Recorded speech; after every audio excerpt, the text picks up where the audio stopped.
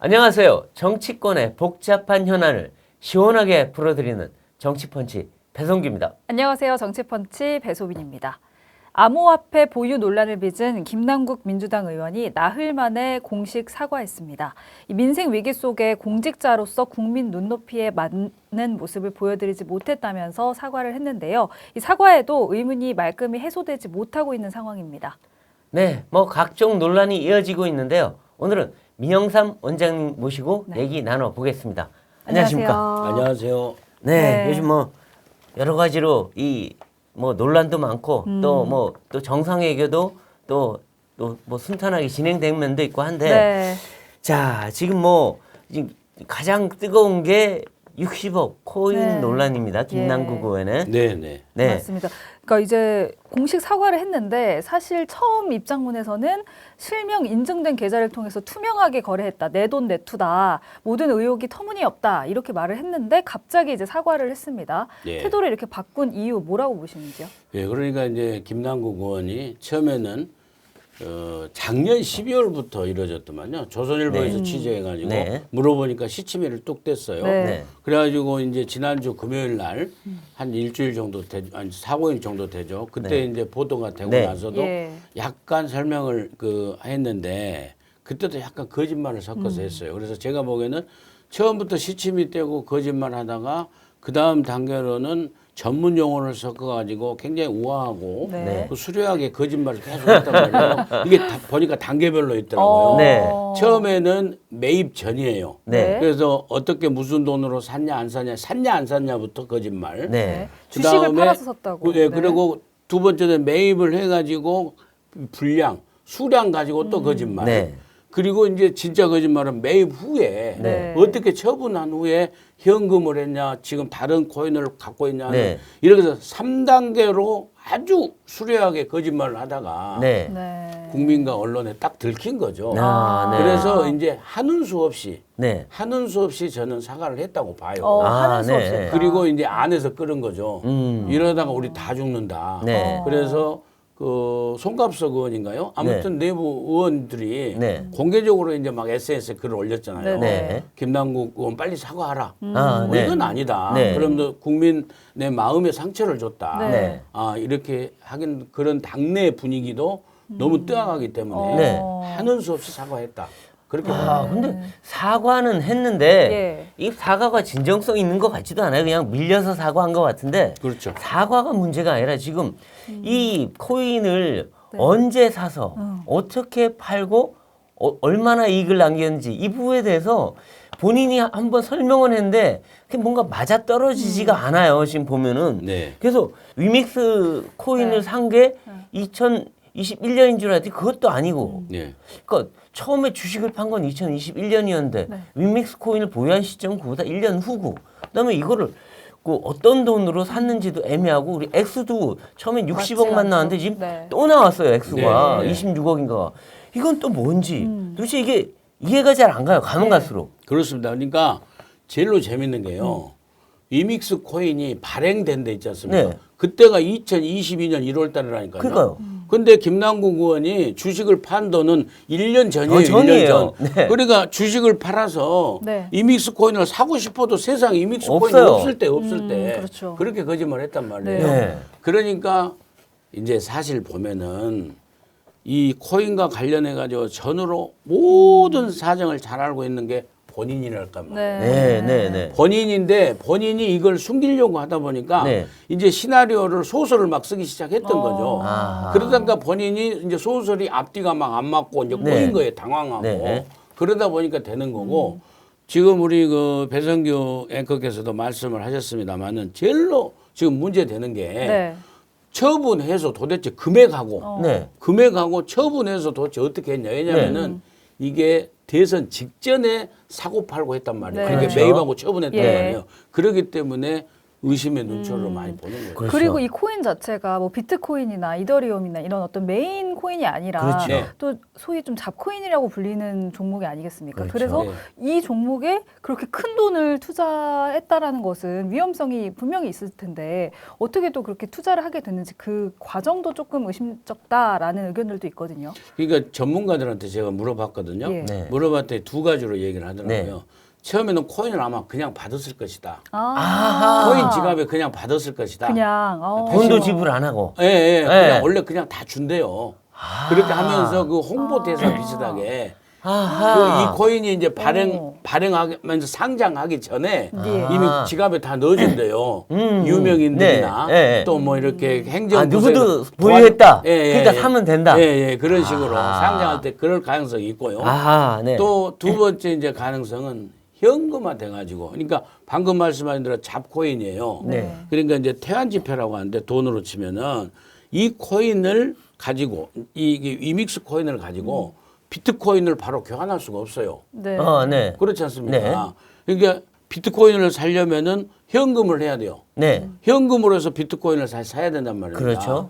그러니까 이 코인 가지고는 교환이 안 되는 예. 이런 그 국내에서만 또 되는 그렇죠. 김치코인, 잡코인인데 이런 데다가 어떻게 모르게 그 돈 9억을 갖다가 넣을 수 있느냐. 네. 이것은 사전에 네. 정보를 가지고 아주 누워서 땅 짚고 헤엄치기 형식으로 돈을 작전에 들어간 거다. 일종의. 들어간 거다. 그래서 아마 불법성이 있지 않느냐. 그렇죠. 아, 전문가들 그렇게 얘기하더라고요. FIU에서 그래서 이상한 거래다. 이거 문제가 있는 거래다라고 해서 검찰에 통보했을 정도면 이게 정말 문제가 있는데 그러니까 아까 말씀하신 대로라면 내부자 정보를 갖고서 네. 했던가 아니면 부당하게 취득했던가 네. 여러 가지 이유가 있겠죠. 네. 그러니까 그럴 가능성이 상당히 높아 보인다고 네.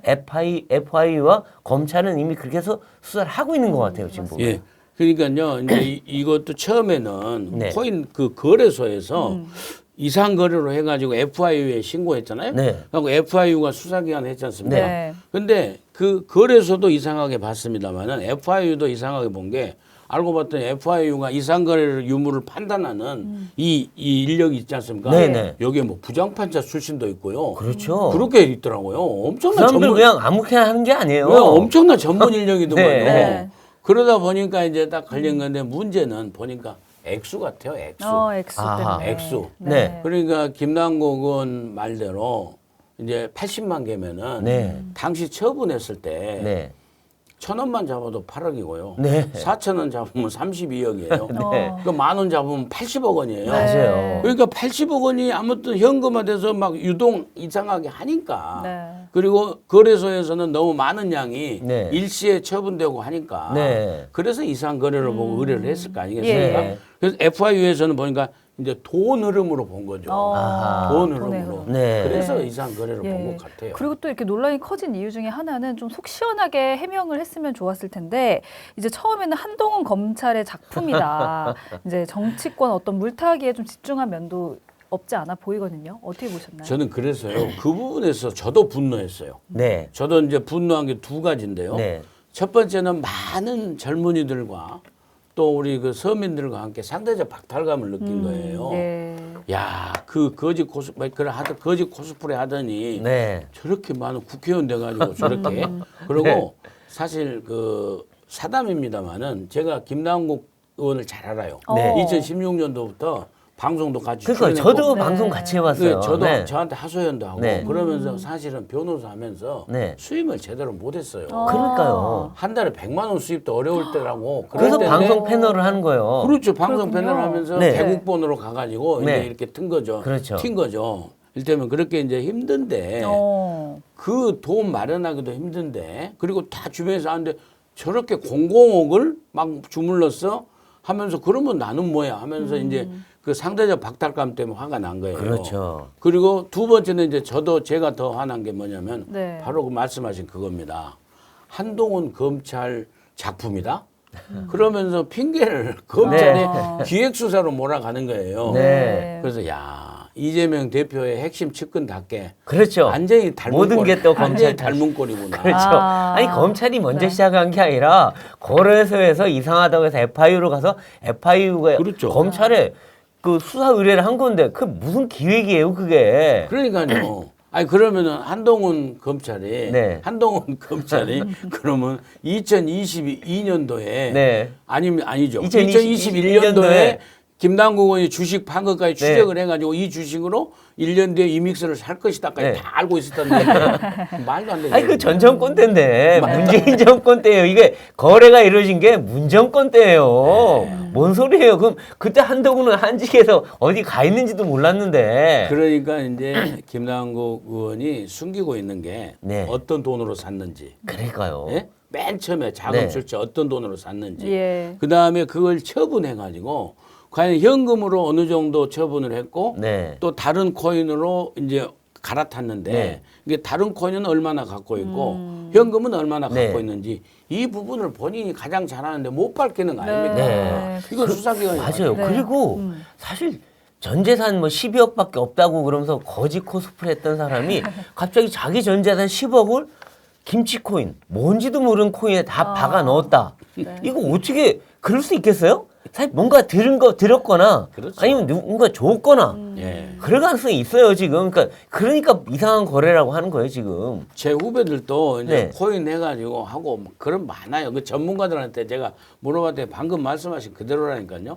누구한테 지갑을 줬거나 지갑에 넣어줬거나 아니면 사전에 정부에서 땅 짓고 헤엄치기로 저기다 몰빵한 거다 흔히 하는 말로 몰빵한 거죠 지금. 아니 자기 전세 자금을 빼가지고 전세 자금을 다 그 잡고 있는 어떻게 삽니까? 그러니까요. 주식사도 위험한 건데. 원래 자기 재산의 절반 이상 원래 사는 집에 전세든 자가든 넣고 나머지 재산의 한 20-30% 갖고 투자하는 거예요. 근데 이 사람 지금 전 재산을 몰빵했잖아요. 근데 또 그렇죠. 그런데 또 재밌는 건요. 전세 자금으로 샀지 않습니까? 처음에 그러면 다 60만 개를 샀다고 치잖아요. 그러더라도 전세 자금으로도 부족해요. 9억이 했지 않습니까? 다 100번 양보해서 전세 자금 9억으로 2020년에 샀다 칩시다. 60만 개 샀지 않습니까?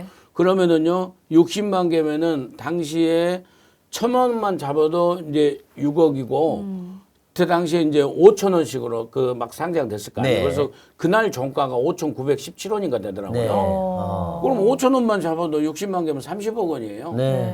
30억 원이라니까요. 그러니까 그 나머지 부족분은 그냥 줬든지 그러니까 돈이 안 맞아 돈이. 이렇게 의혹이 해소되지 못하다 보니까 민주당 내에서도 비판의 목소리가 좀 나오고 있는데 당내 입지도 조금 위험해 보이거든요. 어떻게 될 거라고 보십니까 민주당 내에서? 이제 그 과거에요. 과거에 김영삼 대통령께서 공직자 재산 공개, 재산 등록 이걸 맨 처음에 했지 않습니까? 그렇죠. 그래가지고 이제 등록을 하다 보니까 어떤 국회의원은 부인이 그 쪽방 있죠. 쪽방 투자. 쪽방을 월세로 내줘가지고 40개인가? 맞아요. 그래가지고 벌집처럼. 그 국회의원요. 국회의원직 사퇴했어요. 맞아요. 그 다음에 김재순 국회의장은요. 국회의장이 그때 돈 많다고 사퇴했지 않습니까? 그러니까 그러면서 이제 토사구팽이라고 그랬죠. 그렇죠. 그때 토사구팽 나왔지 않습니까? 지금 김남국 의원이 100억대로 가고 있어요. 100억대로. 지금 60억, 80억, 87억, 100억대로 가고 있는데 이건요. 제가 보기에는 아마 의원직 사퇴까지 가야지 김남국 의원 살리려다가 조국 제2 조국 사태처럼 내년 총선까지 가면 엄청 악화될 거라고 저는 봐요. 근데 이재명 대표 가까운 분들은 사퇴를 잘 안 하더라고요. 뭐 이재명 본인도 그렇고. 그게 사퇴 안 하려고 벌써 시나리오가 작동되고 있지 않습니까? 그래서 나와서 사과하고. 그리고 이제 이분들이 정말 또 이상한 게 거짓 코스프레예요. 거짓 코스프레. 정말 박주민 의원 뭐 거지 갑이라 그랬고 장경태는 자기는 흑수저라 그러고 그다음에 이재명 의원도 공장소년 그러더니 대선 직후에 주식 투자하고 아니 이분들은 정말 도대체 뭡니까? 정말 거지 맞아요? 아닌 것 같은데? 그러니까 거지 중에 거지 왕은 거지입니까? 부자입니까? 부자죠. 거지 왕은. 근데 참 이분들이 그러니까 이게 뭐냐면 위선이라고 하는 거예요. 위선. 위선. 위선. 위선의 극치다. 네. 그리고 도덕성의 파산자들이다. 네. 이렇게 보는 거죠. 예. 차라리 아무 말도 하지 말고 진짜로 힘들고 어려워서 해야 되는데 라면 먹고 무슨 그 신발 3만 원짜리인가 사고 양말 펑크 나고 어쩌고 했는데 네. 그래가지고는 국민들이 분노하게 한 푼 주십시오 해서 네. 후원금을 후원금 그렇게 달라고. 3억 3천을 걷었잖아요. 네. 이게 뭡니까? 그리고 뒤에는 80억 넘은 80억. 코인이 있어요. 속임수 아니에요. 이야, 그러니까 참. 아니, 보십시다. 몇십억 코인을 갖고 있으면서 거지 행세를 하면서 돈을 3억 3천을 동량질을 했잖아요. 그렇죠. 이게 얼마나 국민 속인 겁니까? 정말 이게 어떻게 이렇게 얼굴이 두껍죠? 그러니까 말이 안 되는 거예요. 옛날에 제가 봤던 그 김남국하고 다른 사람이 앉아 있는 것 같아요. 원래 그랬는데 우리가 몰랐던 건가요? 네. 그리고 민주당에 이제 또 다른 화두가 있습니다. 전당대회 돈봉투 살포 의혹인데 지금 핵심 피의자인 강래구 씨가 8일 증거 인멸에 염려가 있다라고 판단이 돼서 구속이 됐습니다. 이제 실제 강 씨가 검찰에 제출한 그 휴대전화는 깡통 상태였다고 하는데 뭔가 찔리는 구석이 있기 때문에 이렇게 미리 조처를 한 것 아니냐라는 이야기들이 있거든요. 어떻게 보시나요? 그 유시민 전 장관이 네. 그 채널A 그 사건이 있었어요. 네, 네. 아니다. 저기 정경심 교수 네. 뭐 저기 증거 보전 증거 보전. 증거 보전이냐? 네. 검찰이 가지고 와서 증거를 인멸해버리고 증거를 조작하기 때문에 증거 보전한다 했잖아요. 예, 참 황당했죠. 그러니까 지금 이 송영길 돈봉투 사건 대 관련자들이요. 네. 다 딴 데다 증거 보전하고 있는 거예요. 그런데 그것이 검찰이 보기에는 증거 인멸이죠. 그렇죠. 네. 증거 인멸이고. 네. 네. 그리고 보면은 정말 송영길 대표랑 휴대폰을 네. 싹 바꿔버리고 그러니까, 새 휴대폰으로 그렇죠. 폐기하고 해가지고 새 휴대폰도 초기화해서. 그러니까 그래서 완전히 딴 데 증거 보존 증거 인멸 아닙니까? 그렇죠. 그래서 아마 구속영장도 나왔지 않았느냐. 네. 저는 근데 그렇게 그거를 송영길 대표는 방어권이래요. 민주주의와 피로 흘려 지켜낸 방어권을 행사한 거다. 아니 그게 증거인멸이지 방어권입니까 그게? 그래서 윤석열 대통령께서 네. 그 선배들이 피를 흘려서 지킨 민주주의를 네. 사기꾼들이 그러니까요. 망치고 있다고 했지 않습니까? 정말 대통령 말씀 잘하셨다고 봐요. 네. 그러니까요. 네, 참나.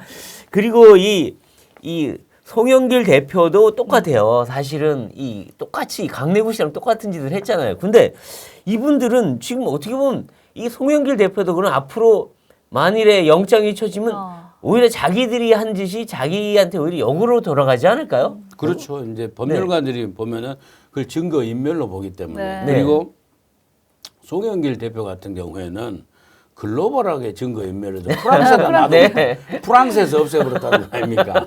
그렇게 되는데 네. 문제는 이제 돈의 흐름을 찾다 보면 되는데 지금 강내우 씨가 만들어서 이성만 윤관석 네. 그다음에 그 이정근 씨로 해서 돈을 뿌린 9,400만 원 말고 네. 다른 돈만 한 번 나오기만 하면은요. 네. 송영길 전 대표는 딱 걸리게 돼 있다고 봐요. 그렇죠. 그렇죠. 근데 그게 지금 거의 지금 나왔다는 거 아닙니까? 네. 지금 검찰 수사 과정에서 네, 네. 그렇기 때문에 아무리 방어권으로 몸부림쳐도 예. 안 되는 거 안 된다. 그렇게 봅니다. 그럼 이제 결국 이 돈봉투 사건은 송영길 대표에서 끝날까요? 아니면 또 다른 지금 네. 받은 의원들이 지금 아무도 지금 안 나오고 있잖아요. 예. 그 사람들까지 나가면 당에 뭐 1, 20명이 동시에 걸려 들어가는 거 아닐까? 그렇죠. 그러니까 지금 현재 돈을 뿌린 사람, 네. 뿌린 사람이 같은 윤관석 의원하고 이성만 의원 아닙니까?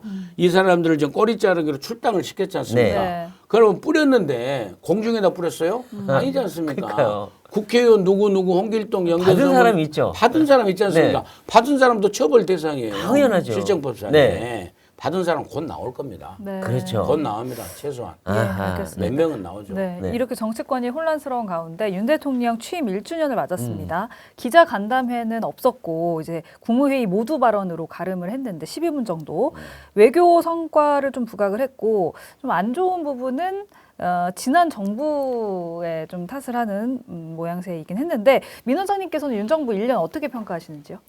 저는요 그 사석에서 제가 전해 들었는데 윤석열 대통령께서 그렇게 얘기를 하셨대요. 그러니까 지난 정부에 네. 이게 비정상적인 네. 이런 그 비정상적인 정책, 비정상적인 부분을 정상화시키는 그렇죠. 과정에서 예. 전쟁을 치르고 있다. 아하. 전쟁을. 네. 근데 그 전쟁은 바로 거대 야당의 저항 아닙니까? 그렇죠. 네. 그리고 기득권을 지키려고 하는 그 세력들하고의 네. 그 이제 일을 추진하는 과정에서 저항에 부딪힌 것을 윤석열 대통령이 사석에서 일종의 그 비정상을 정상화시키는 전쟁의 과정이 있는데 네. 왜 이렇게 여당이 무기력하냐 아하. 이제 그런 말씀을 하셨대요. 예, 예. 저는 딱 그렇게 봅니다. 그래서 비정상의 정상화를 시킨 지난 1년 동안 네. 윤석열 대통령이 정말 90점은 줘야 된다. 90점. 90점. 예. 그러니까 입법은 놔두고라도 네. 정책만 보더라도 네. 제일로 지금 우리가 들 수 있는 게 탈원전 아닙니까? 네. 탈원전을 폐기해가지고 정상화시켜서 지금 원전 수출로 더 이어지고 있지 않습니까? 그렇죠. 네. 그리고 몇 전기요금도 그렇고 다 앞으로 정상화해야 몇 조 돼요. 원에. 네. 그리고 외교 안보 정책, 대북 정책, 굴종적인 대중 정책을 전부 정상화시키면서 한미 동맹을 강화시켰잖아요. 그렇죠. 이게 경제하고 연결 안 된 것 같지만요. 보면 이게 우리의 안보를 지키면서 확실하게 하다 보니까 방산 수출로 그렇죠. 연결이 되잖아요. 아우, 지금 방산 어마어마해요. 내놓고 이제 우리가 하지 않습니까? 옛날에 네. 북한하고 맞아 무기 수출 이런 부분도 북한 비 거슬릴까봐 네. 소극적이었단 말이에요. 그러니까 원전 수출, 방산 수출까지 가는 거 아닙니까? 그렇죠. 네. 이런 게 연결되기 때문에 이런 부분에 있어서 외교 안보 부분도 부분이지만 실생활 정책에 있어서도 이건 90점은 줘야 된다. 아, 그렇죠. 뭐, 그다음 노동개혁, 그러니까 건폭들 잡아내고 이런 것도 성과고 또 아까 말한 대로 이 경제적으로 좀 어렵긴 하지만 이 배터리, 그다음에 반도체, 그렇죠. 이거 좀 기술 동맹 이걸 강화하면 아마 효과가 바로는 안 나타나도 아마 1년, 2년 지나면 아마 상당히 큰 효과가 나타나지 않을까 싶긴 한데 네. 지금 안 그래도 이제 안보 문제 얘기를 했는데 요번에 방미를 하고 나서 지지율이 조금씩 올라가고 있어요. 그러니까 뭐 지난주 좀 올라갔고 네. 이번 주 또 올라가고 있다고 예. 하는데 그래서 뭐 37%까지 올라갔다는 얘기도 있고 이제 뭐 또 낮은 데는 35%까지 올라갔다 얘기를 하는데 지금 국빈 미국 방문도 긍정 평가가 55%라 그러고 그래서 아마 앞으로 이제 지금 한일 회담도 성과가 네. 서서히 나타날 거고 네. 특히나 이제 이 5월 중순 이후에 G7 회담 가면은 또 한미일 정상회담 그다음에 또 이 히로시마 원폭 피해자 공동 또 이 그렇죠. 네. 분양도 하고 공동 추모. 네, 추모하고 예. 이런 거 하면은 더 외교 안보적인 성과는 더 가시적으로 더 나타나지 않을까 하는 기대감이 있어요. 예. 이제 이 또한 윤석열 대통령의 결단에 의한 성과라고 봐요. 네. 그러면서 특히나 제가 높이 평가하고 싶은 것은 예. 국민 감정에 있어서 반일 민족 감정 있지 않습니까? 네. 이걸 정말 극렬히 야당이 정치적으로 이용해하고 이용 문정부 엄청 때부터 하죠, 하고 지금도 이용하고 있지 않습니까? 그런 그 내국의 벽을 과감하게 뚫고 나가자고 하면서 결단을 한 거죠. 그래서 3월 16일 날 이 방일을 통한 한일 정상회담을 하기 전에 강제 배상안 그 강제징용 그 배상안을 절충안을 냈지 않습니까? 그러면 3월 초부터 내서 3월 16일 한일 정상회담 갔다 오고 그때만 해도 상당히 반반이었다 할까 좀 더 부정적인 여론이 많았어요. 워낙 반일 감정이 있었기 때문에. 네. 그런데 이게 그 4월 달에 이제 한미 정상회담을 또 가서 국빈 방문하면서 또 기시다가 답방을 했지 않습니까? 예. 네. 이렇게 되면서 긍정적인 방향으로 물꼬가 쫙 돌았어요. 그렇죠. 그렇죠. 그러면서 방금 앵커께서 말씀하신 대로 앞으로 G7 참석하고 히로시마 추모비 거기서 또 기시다 총리하고 윤석열 대통령이 같이 추모하고 그러니까 거기 강제징용 굉장히 간 큰 분들이 같이 죽은 분들이 10,000명인가 그래요. 그렇죠. 그러니까 그분들을 어떻게 보면 간접적으로 또 추모하는 거예요. 예. 징용 문제에 대해서. 거기다가 지금 G7 때 우리가 정말 G7에 지금 업적보잖아요. 그죠? 네. 근데 정말 정식 회원이 될 수 있다. 예. 그러니까 G8이 될 수 있다. 네. 이런 얘기들이 나와요, 지금. 네. 좀 우리가 G8이 된다. 그러면 국가 위상이 확 올라가는 거잖아요. 그렇습니다. 그러니까 이제 김영삼 대통령이 우리 이제 그 선진국 단계로 네. 선전해서 너무 이 샴페인을 너무 일찍 터뜨린 게 아니냐 했는데 네. 하고 보니까 이제 여기까지 와 또 됐지 않습니까? 그러니까요. 우리가 네. 누가 뭐라고 해도 우리는 선진국 아닙니까? 그렇죠. 지구상에서 유일한 네. 100달러 국가에서 3만 몇천 달러로 그러니까요. 온 한 세대에서 30년 만에 네. 이 선진국이 된 지구상의 유일한 그러니까 나라예요. 6.25의 폐허 속에서 그렇습니다. 선진국으로 올라간 예, 거예요. 그러면서 민주주의까지 같이 성장시킨 예. 그런 성공적인 나라를 보는데 네. 이제 그게 한 단계 더 업그레이드 된단 말입니다. 네. 업그레이드 된다는 이런 역사적 사명의식 네. 이런 부분에 윤석열 대통령이 아주 투철하신 것 같아요. 네. 예, 그러면서 윤석열 대통령이 제가 90점 이상을 또 주는 건요. 미래를 보는 거예요. 미래를. 그렇죠. 미래를 보면서 지금 미래로 가기 위해서는 지금 아프고 쓰린 이런 과거라든지 지금 현재의 고통을 네. 국민과 같이 그 분담하자고 그러고 네. 같이 이제 전부 다 우리가 안고 가자는 네, 식으로 네. 하면서 미래를 얘기하는 예, 예. 이런 부분에 있어서 우리가 높은 점수를 줘야 되지 네. 않느냐 네. 하면서 그런 생각합니다. 그런데 단 예. 오늘 아침에 조선일보 사설에도 제가 읽었습니다만은 그러니까 방향은 맞고 다 좋다. 네. 그런데 이 추진하는 태도라든지 네. 그 추진하는 그 과정에 있어서 네. 좀 미흡하다. 좀 미흡하다. 그러니까요. 이 부분만 네. 참모들과 함께 보완만 하면은요. 소통 문제 말씀하시는 야당에 아무리 거센 저항이 있더라도 네. 저는 뚫고 나가면서 그렇죠. 우리 후손들에게 좋은 미래를 갈 수 있는 기틀을 마련한다 봐요. 그러니까 윤석열 대통령이 지금 신경 쓰는 경제 분야도요. 네. 전부 미래 산업이에요. 맞아요. 맞아요. AI 네. 전부 다 미래 네, 산업이거든요. 맞아요. 근데 스마트 농업 네. 이런 거 전부 다 그런 식의 신경을 쓰고 네. 있죠. 미흡한 부분이라고 한다면 어떤 소통 문제라고 볼 수 있을까요? 좀 하여튼 그렇습니다. 아무튼 그런 부분에 있어서는 네. 그 용산 대통령실이나 네. 그다음에 여당에서도 좀 그 가슴에 새기고 그럼요. 1년을 맞이하는 이 시점에서 오늘 아침 조선일보 사설을 다 가슴에 새겨야 된다고 봐요. 네. 그냥 깃발 들고 내가 옳다, 나를 따르라 이렇게 하면 안 되고 네. 사실 내가 이렇게 가려고 하는데 많이 좀 도와주십시오. 이 맞는 방향 아니겠습니까?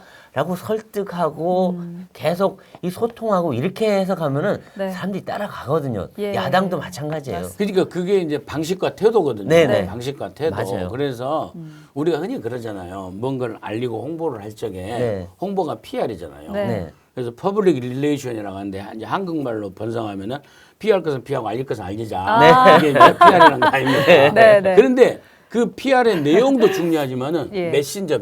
아. 이 메신저가 누구고 어떠한 태도를 갖고 있고 이 메신저가 어떤 방식으로 하느냐. 그렇죠. 예, 예. 그게 굉장히 그렇죠. 중요하거든요. 네. 애들 공부시킬 때 공부해 마 이렇게 하면 안 하죠. 근데 아예 아가야 이렇게 해서 우리 같이 가면 미래가 좋지 이렇게 가야지 된다는 거 아니겠어요? 5월 가정해야 되는데 제일 나쁜 게요. 네. 옆집 홍길동이는 더 잘하는데 아, 비교하는 거. 엄청나. 비교. 근데 참 네. 그게 쉽지 않은 일이긴 해요. 맞습니다. 사실 모든 부모가 잘 하기 힘든데 네. 근데 사실 대통령이 그것만 더 잘하면은 네. 아마 좋은 성과로 또 이어질 수도 있지 않을까 네, 하는 생각이 맞습니다. 듭니다. 네. 그리고 이제 윤석열 정부의 남은 임기 동안의 어떤 성패는 내년 총선에 달려 있다 이런 말도 있는데 네. 최근 한 여론조사를 살펴보면 내일이 총선이면 어느 당에 투표할 거냐라고 물었더니 32.3%가 국민의힘 그리고 30.2%가 민주당이라고 말을 했습니다. 지금 오차범위 내의 결과가 나와서 사실 총선을 예측하는 게 지금 쉽지는 않은데 민 원장님께서는 어떻게 좀 보시는지요, 내년 총선? 제가 생각할 적에는 국민의힘이 네. 자력으로 잘해서 네. 그렇게 됐다기보다는 네. 됐다기보다는 손님 실수 아하. 손님 실수로 먹고 사는 거예요. 그러니까 보십시오. 이재명 대표의 사법 리스크로 네. 처음 왔잖아요. 네. 그래서 정말 국민의힘이 지지분이하면서 38 전당대회까지 와서 버텨왔거든요. 네. 그런데 그 뒤로 또 이제 이게 이 이재명 대표의 사법 리스크도 국민들이 피로감을 느낄 때가 되죠. 네. 빨리 결론을 내줘야 돼요. 네. 그런데 딱 송영길 돈봉투가 돈봉투. 터졌잖아요. 네. 야 이건 아니지. 진짜로 돈봉투는요. 돈을 주고 표를 산다는 게 말이 안 그렇죠. 되잖아요. 이건 이게 자유당 때도 아니고 민주주의 파괴라니까요. 정말 지식인으로 표현을 고무신 하면은 막걸리 선거처럼. 네, 그냥 밀가리 선거고. 그건 민주주의를 파괴한 거잖아요. 네. 그리고 국민들이 말은 안 해도 다 보고 이건 아니지, 이건 네. 아니지 하고 있는데 이제는 또 상대적 박탈감을 느끼는 거짓말 대왕, 코인. 거짓말 항태자, 네. 김남국 의원의 네. 코인이 나와버린 거예요. 이러다 보니까 이게 손님 실수로 이 야당 복이 있어요 좀. 민주당의 잘못으로 좀 이렇게 올라가는 게 아니라 네. 올라갔다기보다 민주당이 내려간 거죠. 내려가는 거죠. 네. 어떤 측면에서는 그렇지만은 이제 3.8 전당대회도 하고 2달 지났기 때문에 네. 이 국민의힘도 여당으로서 네. 뭐 일을 해야 돼. 일을 예, 아무것도 안 그렇죠. 하잖아요. 네. 그러니까요. 일을 지금 해야죠. 여당이 있는지 없는지도 이게 모르겠어요. 제가 생각할 적에는 준비는 돼 있는 것 같아요. 네. 그런데 이제 내부 사고가 터져서 그런데 네. 일테면은 청년 정책 보호자라든지 네. 이런 부분에서도 막 지금 2030 MZ 세대에 그래서 그러니까요. 막 지금 발을 내딛었거든요. 네, 네. 근데 그게 뉴스에 그 포커스를 못 받고 있어요. 못 받죠. 다른 네. 일들이 네, 많기 맞습니다. 그렇지만 안타깝긴 하지만은 예. 그래도 계속 해야 돼요. 그렇죠. 계속 발표하고 네. 그다음 막 새로운 사람도 막 영입해서 네. 계속 해야 된다고 그렇죠. 봐요. 네. 근데 이제 문재인 대통령 얘기가 요즘 많이 나오는데 맞습니다. 책방을 내시고 참 네. 이게 뭐 하는지 모르겠는데 아니 잊히고 싶다던 대통령이 매일 지금 미치는 게 아니라 매일 지금 언론 지상이 나는데 책방도 지금 문제가 많아요. 각종 네, 논란이 맞습니다. 많은데 아니 뭐 재단으로 한다더니 갑자기 자기 개인 소유 사업처럼 지금 돼 있고 뭐 또 자원봉사자를 뽑는데 8시간 8시간 일해야 점심 한 끼 준다고 하고 근데 그 자원봉사자를 보면 책방에서만 일하는 게 아니라 네. 그 평산마을 전체 주변 정리하는 역할 같아요. 그러니까 문재인 타운을 관리하는 사람들 같은데 이 뭐 하는 겁니까? 이분 지금? 옛날에 문재인 대통령 때요. 네. 그 인사를 했지 않습니까? 네. 그러면서 역대급 탕평 인사라고 했잖아요. 네. 자기들 완전히 문재인 레코드 인사인가 뭐 네. 캠코더 인사 네, 해놓고 캠코더, 네. 완전히 탕평 인사를 해가지고 야당이 아니고 그때 깜짝 놀랐잖아요. 네. 떠났지 않습니까? 네. 그렇죠. 그리고 나서 한중일 정상회의인가 뭐 갔었어요. 네. 그랬더니 이제 다 정상이 모여서 네. 일본 정상이 누구, 네. 그다음 뭐 중국의 정상이 누구 해서 한국의 정상은 누구냐 그랬더니 비정상이라고 했더니 네. 비정상이다. 이거 좀 아. 농담인데 어쩔지 네. 모르겠습니다만은 네. 그렇게 우리가 농담할 정도로 네.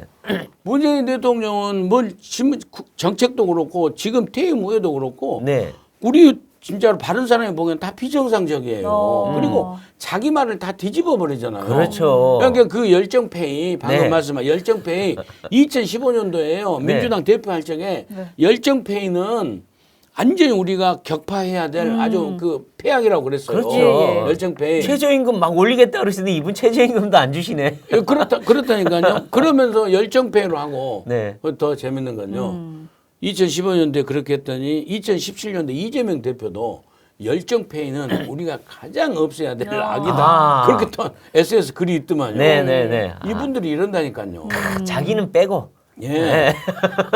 아니 일하면 줘야 될 거 아니에요. 그러니까요. 그러고 거기가 무슨 평산 무슨 궁입니까? 뭡니까? 아니야. 궁토로 만들어가지고 뭐 네. 이렇게 하려고 그러고. 양산박이에요, 양산박 이제. 그리고 그 김경률 회계사인가요? 그분이 올린 글을 보니까 네. 뭐 재단법인이나 돈도 뭐 세금도 안 내고 네, 그러니까요. 책을 파니까 부가가치세도 없고 아, 그 다음에 문화산업 뭐 어쩌고 저쩌고 네. 하니까 네. 또 무슨 그 법인세도 안 내고 그러니까요. 예, 예. 맞습니다. 그러니까, 완전히. 그러니까 거기다가 사람들 많이 오니까 화장실. 그 화장실도 나라 돈으로 네. 만들어 달라. 그리고 뭐 입었던 앞치마도 뭐 고가에 팔고 옛날에 개달력까지 파셨죠. 참 이건 뭐 하는 건지. 그리고 기르던 개는 갖다 버리고 사실상. 말이 안 되지 않습니까? 그리고 자기 가족들은 청와대에서 돈 안 내고 와서 그 관사 테크하고 그러니까요. 말이 안 되잖아요. 이게 면세천국에 면세천국. 네, 이제 국민의힘으로 좀 넘어가 보겠습니다. 오늘 태용호 의원이 이제 위원직에서 사퇴를 했습니다. 윤석열 정부 출범 1주년 맞아서 당에 부담 안 주고 싶다. 당과 대통령실에 누가 된 점 진심으로 사죄드린다라면서 사퇴 의사를 밝혔는데 어떻게 보셨나요? 좀 안타깝습니다. 네. 안타깝고요. 그러니까 좀 더 신중하고 예를 들어 네. 태영호 의원 같은 경우에는 김재원 최고위원하고는 달리 네. 태영호 최고위원 같은 경우는 좀 억울한 면도 있으라고 네. 봐요. 왜냐하면 본인의 이념적 그 원칙을 가지고 예. 4.3에 관한 얘기를 하고 네. 했거든요. 그런데 그 부분은 사실은 버틸 수 있었을지 몰라도 맞습니다. 이번에 그 녹취록 녹취. 부분이 나온 것은 아하, 뭐냐면 안타까워요. 실로 중에 공천이에요. 공천. 네. 공천에 너무 신경을 쓰다 보니까 네. 본인 입으로 아무튼 과장해서 얘기했다고 그러는데 네. 우리 국민들이 그게 믿습니까? 그렇죠. 국민들이 그러니까 정무수석하고 태영 의원하고 둘이 3월 9일 날 만나서 대화 과정 중에 네. 공천이라는 단어가 과연 없었을까? 네. 국민들이 안 믿는단 말이에요. 민주당이 네. 또 집요하게 공세하잖아요. 네. 그것은 뭐냐면 이 용산 대통령실의 공천 개입, 용산 대통령실의 당무 개입 이렇게 비판받잖아요. 네. 그런 부분이 얼마나 부담이 됩니까? 그렇죠. 여권에. 그렇기 때문에 징계 수위가 높아질 수밖에 없죠. 네. 네. 그리고 그러다 보니까 본인이 결국에 그렇게 원했던 재공천, 네. 공천 받는 부분이 이제 얼그러진 거죠. 그래서 그렇죠. 중징계를 받으면은 아예 공천 안 되죠. 그냥. 신청조차도 못 네. 하잖아요. 맞습니다. 네. 결격 사유 때문에. 네. 그러다 보니까 이제 자진 사퇴 자진 사퇴. 네. 예, 그런 생각이 듭니다. 네. 그리고 네. 김재원 최고는 자진 사퇴 생각도 안 한다 이런 태도인 것 같은데 예, 예. 그럼 정말 김재원 최고는 아예 중징계가 오늘 내려질 가능성이 좀 크겠네요. 김재원 최고가 먼저 이렇게 논란이 됐지 그렇죠. 않습니까? 그런데 김재원 최고는요. 네. 제가 보기에는 중징계로 갈 수밖에 없는 게 네. 훨씬 더 중요해요. 더 네. 위중해요. 뭐냐면은 5.18을 폄훼했지 않습니까? 네. 그 5.18을 폄훼했던 건요. 제가 보기에는 윤석열 대통령의 국정 철학의 키워드가 뭡니까? 자유 아니에요. 네. 이 자유의 키워드를 해친 거예요. 네. 그걸 폄훼한 겁니다. 그러니까 우리가 누가 뭐라고 그래도 네. 5.18은요. 자유를 지키기 네. 위한 강주 맨손으로 강주 시민들이 나온 거예요. 그걸 신군부 엘리트들이 무기로 제압한 네. 정말 민주주의를 지킨 그런 운동 아닙니까? 민주주의를 지키는 뭘 지켜요? 자유를 지킨 거 아니에요. 네. 윤석열 대통령의 국정 철학이 기본적으로 자유를 지키고 네. 자유를 지키는 세력과 연대하고 네. 그 글로벌이든 그 도메스틱이든 연대하고 한다는 거 아닙니까? 예, 예. 그런데 그 자유를 가장 소중하게 생각하는 5.18 정신을 폄훼했잖아요. 표 달라고 가서 네. 5.18한테 네. 가서 네. 광주에 가서 네. 표 달라고 하는 일시적으로 얘기한 립 서비스다. 네. 이랬지 않습니까? 예. 그건요. 여권으로서는 네. 받아들이기 힘든 예. 부분이죠. 그렇죠. 서진 정책에 큰 타격을 준 거죠. 네, 그렇습니다. 서진 정책 큰 타격을 준 거고 그런데다가 또 이제 계속했지 않습니까? 네. 아유, 뭐 정광훈 정광훈이 목사. 뭐 그러니까. 중파 보수 통일을 했다. 네. 아니 뭔 말인지 모르겠지만 하여튼 예. 그러니까 사람들이 볼 땐 정광훈한테 도대체 뭘 받은 거야? 표를 받은 거야? 뭘 받은 거야? 이런 얘기까지 들리잖아요. 예, 그래서 중징계가 제가 생각할 네. 때도 당내 분위기도 그런 것 같아요. 뭐 윤리가 독자적으로 알아서 하겠습니다만은 그런 상황에서 왜 저렇게 사퇴를 자진 사퇴를 안 하고 끝까지 버틸까? 네. 방금 저도 그거 합니다. 예, 예. 아하. 그 태영호 의원은 맞아요. 사퇴를 하고 이제 김재원 최고도 만약에 중징계를 받게 된다면 지금 지도부 안정성이나 신뢰도에도 좀 문제가 생기지 않을까 하는 우려의 목소리가 나오거든요. 예.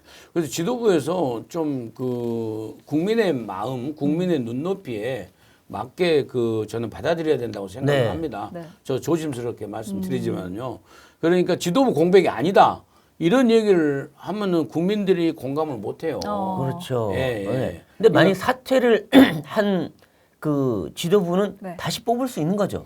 예. 그러니까 사태에서 고리가 되면은 전국위원회에서 그렇죠. 선출을 할 수 있답니다. 할 수 할 있다. 수 그게 해도 되고 안 해도 안 해도 돼요. 되고. 아, 우리 민 원장님이 지난번에 아깝게 떨어지셨는데 그러니까요.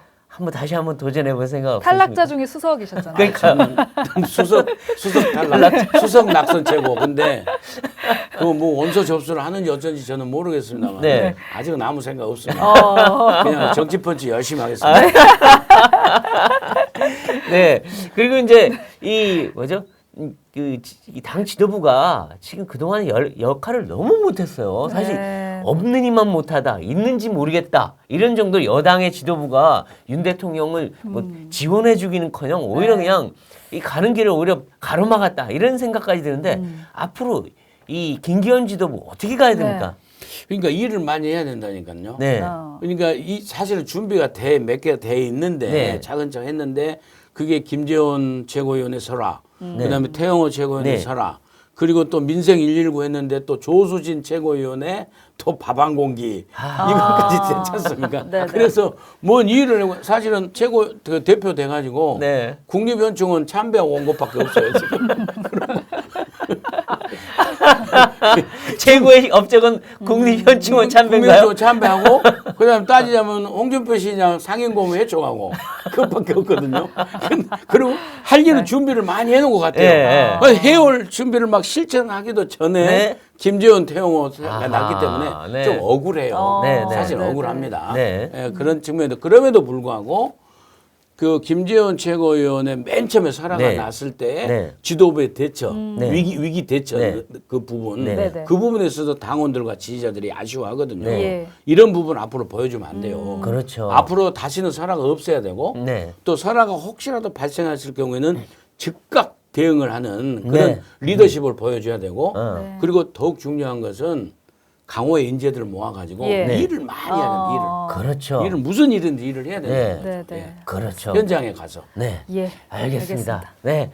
오늘은 이 민영삼 원장님과 뭐 각종 여야의 현안들 나눠봤는데요. 네. 아, 정말 야당은 좀 더 좀 상식적인 모습을 보여주고 그리고 윤 대통령과 여당은 앞으로 더욱 분발해서 나라 네. 발전하는데 좀 이 앞장서 주시길 국민들은 기대하고 있을 겁니다. 네, 정치펀치 좋아요와 댓글도 많이 남겨주시기 바라면서 다음 이 시간에 더 화끈한 펀치로 돌아오도록 하겠습니다. 고맙습니다. 고맙습니다.